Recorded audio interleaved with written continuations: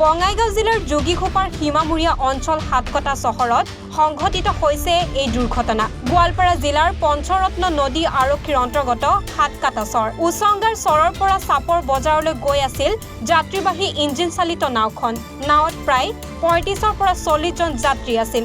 নাওখনত গৈ থকা অৱস্থাত দুৰ্ঘটনা হয়। পুৰুষ মহিলা থকা যাত্ৰীবাহী নাওখন হঠাতে ডুব যায় ব্ৰহ্মপুত্ৰ নৈত। দুৰ্ঘটনাত ডেৰমহীয়া পানীকেঁচুৱা বৰ্তমানো সন্ধানহীন হৈ থকা বুলি জনা গৈছে। বাকী যাত্ৰীক জীৱনতে উদ্ধাৰ কৰা হৈছে। নাওখন সম্পূৰ্ণৰূপে পানীত ডুব যায়। ঘটনাস্থলীত মাজেৰ আলগা নদী আৰক্ষী উপস্থিত।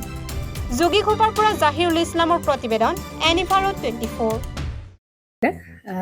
জুবিন গাৰ্গৰ গীতসমূহৰ ওপৰত আধাৰিত গানে কি আনে নামৰ এটা সুন্দৰ অনুষ্ঠান আপোনালোকৰ ওচৰলৈ আহি আছে অতি শীঘ্ৰে। অহা 15 আগষ্টৰ পৰা ধেমাজিৰ পৰা প্ৰথম অডিশ্যন আৰম্ভ হ'ব আৰু সেই অডিশ্যনৰ যোগেদি বিভিন্ন কণ্ঠশিল্পীসকলে যিসকলে এই অনুষ্ঠানত যোগদান কৰিব বিচাৰে তেওঁলোকে এই অডিশ্যনৰ যোগেদি আগবাঢ়ি আহক আৰু জুবিন গাৰ্গৰ বহুত ভাল লগা গান আমি সদায় শুনি আহোঁ।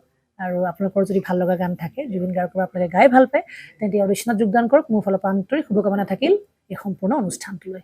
ধন্যবাদ।